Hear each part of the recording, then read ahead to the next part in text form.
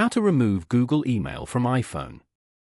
To get started, first of all go ahead and open up the Settings application on your phone. Once you're here, scroll down to the end and tap on Apps. You can view all your phone apps over here.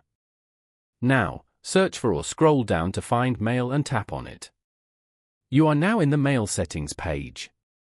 From here, you can add or remove accounts, customize how your mail appears and works and more.